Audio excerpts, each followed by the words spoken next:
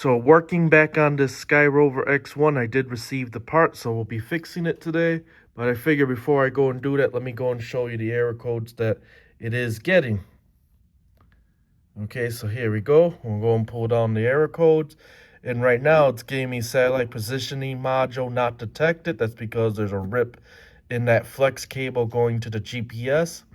And then it says navigation system error and sensor error. So those are 3 errors left remaining. Before that, it was actually giving me gyro errors, sensor errors, gimbal errors, because that flex cable also was completely disconnected. But plugging it in, it's giving me these 3s, and that makes sense because that's where the tear and rip is. So hopefully once I replace that flex cable, all these errors will go away. And figure I'll go and show you that before I go ahead and actually do the repair. So here's the flex cable that's actually damaged right here on this IMU. And then here's one from a Mini 4 Pro. And you can see right side by side, it's very identical, of course, except for the color of the PCB and the fact that the Mini 4 Pro actually has this right over here to help with airflow and stuff like that, where the SkyRover X1, they omitted that altogether to cut corners, essentially. And there's a few cut corners I'll get into once I get in that I notice while taking this thing apart and stuff like that. But either way it goes, show you that. I figure I'll go and show you underneath it as well. And we'll go and flip the heat sinks over. And you can see there, let's just get the arm out of the way. It's very, very, very similar, of course, in construction and stuff like that. But either way it goes, I'm going to take the flex cable off this one because I doubt this module will work directly with that due to firmware and stuff like that. So we're just going to use the cable, put it onto this one, and hopefully that will eliminate our errors and stuff like that, because this cable's ripped. I do got to take, of course, this IMU GPS unit off, completely off the mounts, disconnect this cable, disconnect this one, and then transfer it over to that one. So here's the 2 GPS modules side by side on the back side there. And you can see the connectors are exactly the same. Where it mounts is pretty much the same, but there are some slight differences I noticed right here. It has this on the Mini 4 Pro's ones, while the actual SkyRover X1 doesn't have that. So there is some difference on these modules here. The capacitors, though, are the same, and all the componentry seems to be the same on the bottom side. So some minor differences, but there are differences. Like for here, it has this unpopulated area where that's not on this board at all. And you can see the test points there are almost the same, except for these right here, which are different. So there are some slight differences with these boards. So I went ahead and put the Mini 4 Pro's IMU cable onto this GPS module right here. And yes, electrically, they are the same. I went around with a multimeter and tested each of the connection points for continuancy on each of the pins and stuff, and they match up to the same as this one. So they're wired the same, and you can even tell by looking at the microscope. You can see the traces running there. If you flip this on the other side here, you can kind of see it in there too.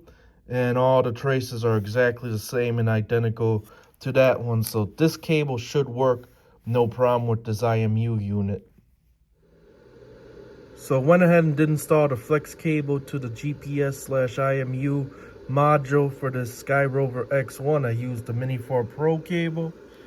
This one here was shot and does have a small tear, and it's kind of hard to see, but when it got jolted, it ripped it. Not only that too, it also damaged part of the cable on the a connector on the IMU board, but I was able to bend those pins back and stuff, and it looks good. So hopefully that will work.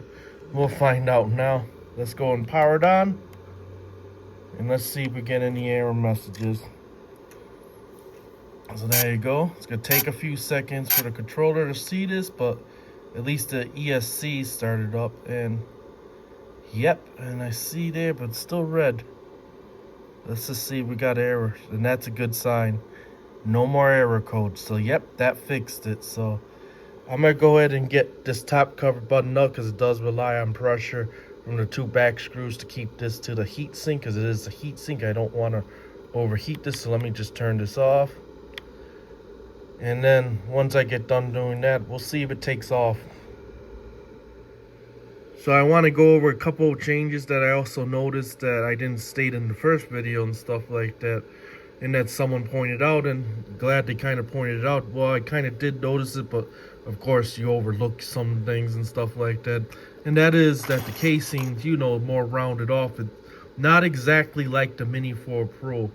You know, maybe one day when I get a Mini 4 Pro in for repair or whatever, I'll do a side-by-side comparison or whatever the case is. But either way it goes there, this is here is a little bit more rounded, of course.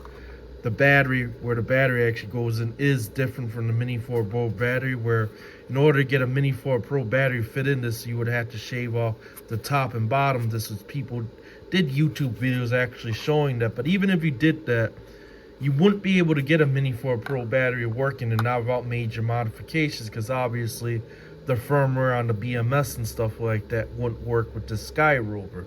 So that's, you know, you're not going to be able to take Mini 4 Pro batteries and essentially shove it in there and then you'll be good to go. That won't happen, essentially, unless someone figures it out, of course, and stuff. But then you got to modify the case, probably the firmware on the BMS and everything to get that to work. But then I noticed another change, and that is, you notice it has the same sensor arrangement as the Mini 4 Pro, but except there's no landing light under here and stuff like that, where the Mini 4 Pro would have a landing light right under here, and that's missing. That's part of their cost cutting measures, I guess, and stuff like that, to bring the cost down, of course, to a affordable price. But I also noticed throughout the construction and stuff like that too, they did cut corners. And let me see if I can get a better look inside there. So we'll go and point that in there, and you can see that ESC right there. And you notice there's no cover or nothing over that ESC. It's just bare PCB. There's no shielding or anything like that, where the Mini 4 Pro would have a black piece of whatever that's covering that, and you know, that kind of shields and stuff like this one here. It's just bare PCB. It's how you do it, essentially. And then if you look at the heat sinking stuff that they use, because I'm pretty sure on the Mini 4 Pro that also acts as part of, you know, moving the heat away from the core board and stuff. This is a lot thinner and stuff like that, where on the Mini 4 Pro there'll be more of it. It's black in color, and then of course it, you know, goes all the way even around here and stuff, which you actually gotta, you know, remove in order to get the core board out and stuff like that. This here, they kind of did at minimum. It's a lot less of it, so I guess that's kind of how they, you know, got the cost down and stuff like that. And I also noticed subtle changes too. Let me see if I can find that. When I went and did the GPS, where it doesn't have this baffling here to keep the airflow down, it's just the heat sink and that's it. So yeah, they did do and did cut a few corners on this, I guess, to bring the price down, because you gotta remember they're selling this around $600 with the Fly More package, with 3 batteries and the charger and everything. So whereas a Mini 4 Pro at the time would have been somewhere around $1,200 to get that whole entire package, but with the RC controller, of course, and stuff like that. The regular controller, of course, would be cheaper, of course. But either way it goes, I'm going to go and get ready to fly this thing, get the battery insert, and we're going to see if it flies. So right now I'm in the process of doing the IMU calibration, which is very important. So I'm doing that right now. So we're going to calibrate the IMU and compass, of course, which is something you should always do. So it shows it going this way, so we'll just follow the directions. And hopefully we'll get this thing, and then it's going to do that. And it's doing the same type of calibration the DJI would do, because it's the same way the DJIs do it. And then there you go, it's restarting. So hopefully, you know, we'll have that calibrated, and then of course I'll just go and do the compass, and we'll see if this thing flies indoor first, and then we'll take it outside if it does good. So here's the SkyRover X1 after repairs. Let's see if we can take off. So we'll do a manual takeoff. We'll start the motors, and we'll just see if we can do a hover. Got it in altitude mode right now because we're flying it indoors, of course. And then we'll go ahead and just turn the camera around facing me. Yeah, and then we'll go and turn it all the way around just to see how stable it is overall. And it's nice and stable. I'm not seeing any problems. You know what I mean? Let's just go. Just test the other controls real quick. Now it's not allowing me to do that because of the optical avoidance, which is the reason why I usually turn it off. Usually allow me, so you can hear beeping in the background. Yeah, and it goes, and we're going and doing the pitch, and it's pitching and rolling and doing everything it's supposed to do. So it is a success. We're actually gonna take it outside and fly it. Okay, and let's just land it. And it does shut down the motors as it's supposed to and stuff. So she is fully repaired. So go outside and we're going to take it for a flight. I'm going to go and charge the battery up though first.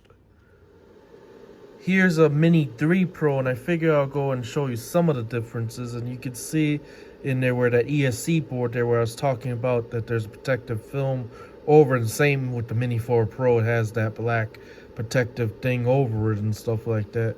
And you can see under the core board, and what I was talking about, the material for the heat dissipation is actually thicker, and it also covers the whole entire board. And you can see that they even got foam insert where the battery slides in and stuff to reduce vibration. And you can see around in the inside and stuff, so it just gives you an idea where they cut corners on that. If you look where the motors are, where the screw pros for the motor mounts, you can see there that's covered. Where the SkyRover X1, they just put epoxy or something in there just to keep the screws from, but no protective cover like this would have. This has the protective cover and it has the epoxy on the screw mount, so you can see some of the subtle differences, and the Mini 4 Pro is the same. So there you go. So one of the few things I would like to see SkyRover do in the future, I know they're kind of relatively new right now, but you know, I would like to see them be able to offer spare parts, especially because when, you know, trying to find parts for the SkyRover X1, I had to use a Mini 4 Pro part for it because you cannot find any spare parts for that whatsoever at all. I would like to at least see replacement motor arms, you know, gimbal assemblies with the camera assembly. I would like to see at least, you know, the GPS IMU module and stuff like that. The common parts that people break when they crash and stuff like that, I would like to see available, like frames, top covers, that type of stuff. As of now, you cannot get any spare parts for this thing whatsoever. So, and being the fact that it is, you know, slightly different than the Mini 4 Pro, you can't use frame parts for the Mini 4 Pro, obviously, to fix the SkyRover X1 and stuff because it is different.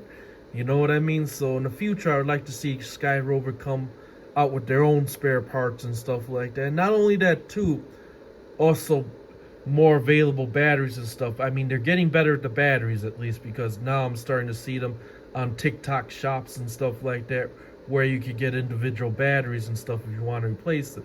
The other thing, and the reason why I had the camera pointing at, is the controller. As of now, you can only use this controller for that drone. You cannot use, you know, like an RC version of the controller, like the Pro controllers, like you could with the Mini 3 Pros and the Mini 4 Pros. You know, of course, obviously, the transmission, depending on what you use, whether you're using 03 or 04, you buy whether an RC or an RC2 controller and so forth. I would like to see that actually applied to the SkyRovers down in the future and stuff, where you can get an RC version of that controller or whatever the case is, depending on what they're actually using. I'm expecting more likely OcuSync 4, but, you know, they don't call it OcuSync 4, they call it something else, of course, but it would be nice to be able to see that SkyRover comes out with their own version of RC2 or, you know, RC Pro controllers and stuff. Then you can get one that, of course, you get a nicer screen that does higher brightness and stuff, because the problem with using the phone on these controllers is that if in hot sunny day, the phone will overheat and then the iPhone will dim itself and stuff to where you can barely see it.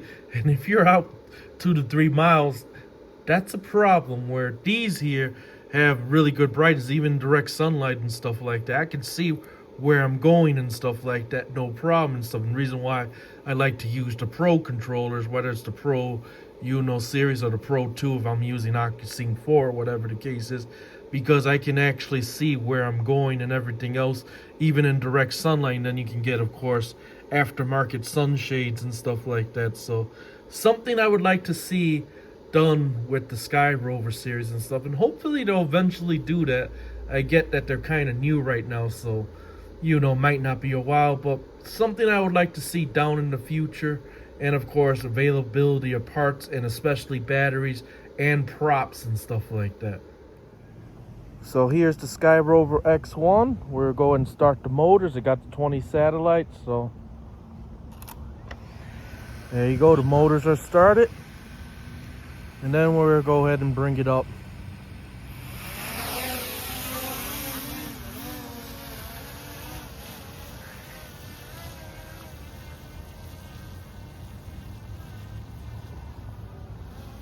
Okay, and then we'll go and look just to see how the gimbal itself is handling. It's about 77 feet up, and you can see she's doing pretty good. So what I'm gonna do is start recording, and I'm gonna go ahead and send it out essentially and see how well it handles. It says about 32 minutes flight time. Of course, it's a little bit gusty, so it's gonna bring it up and down, but either way it goes, she is stable. So here I have it a couple blocks down, and you can see there it's nice and stable. I'm not noticing any jelloing or anything like that. I am going to start the recording about here because I forgot to hit the record button, but I'm going to go and do that now and just keep sending it out. So I have it quite a distance away now and still nice and stable. It is getting me interference warning, but I'm just pretty much increasing the altitude to actually gain signal so I could get an extra bar or two to go out, but that's typical. I mean, my Mini 3 actually does quite a bit further, so I'm kind of surprised. Like I said, I don't know what transmission system they're using. It probably has to do with the controller, but either way it goes, you can see the RC signal bouncing back up and down. And tip is, if you want to actually increase signal, is just to bring it up about 20-25 feet. It typically will give you an extra bar or two, and you can even rotate the drone and stuff like that to actually get signal. But you can see there, it's still nice and stable. You can see how far we've gone already, pretty much, and how high we are. And I'm not seeing any problems, so that's a good thing. So that's as far as I can go pretty much. And you can see there, it's really bad now. But either way it goes, it's still picking up video signal and stuff. Of course, at a lower bit rate and stuff, but here you go. So I'm going to go and bring it back around because I don't want to take a chance on losing because it's not mine. So let me go and bring it back. So here it is back home, and you can kind of see it's fighting wind gusts right now, but you can see this thing's pretty good. So we'll go and just land it. Okay, and then land. And this concludes the video, the SkyRover X1 that I just finished repairing. So here's some of the test footage from the SD card that was in the drone. And you can see there's no jelloing or nothing. It's pretty good, and it was pretty gusty, so it handled pretty well actually, I can say. And you know what I mean, I'm just going over, checking everything out essentially and stuff, and flying out far to see how the range is and everything like that. I will upload this footage on a separate video because it's about a little over 10 minutes long and stuff like that. But either way it goes, it's looking great actually, so that's the good thing. I kind of like what I see.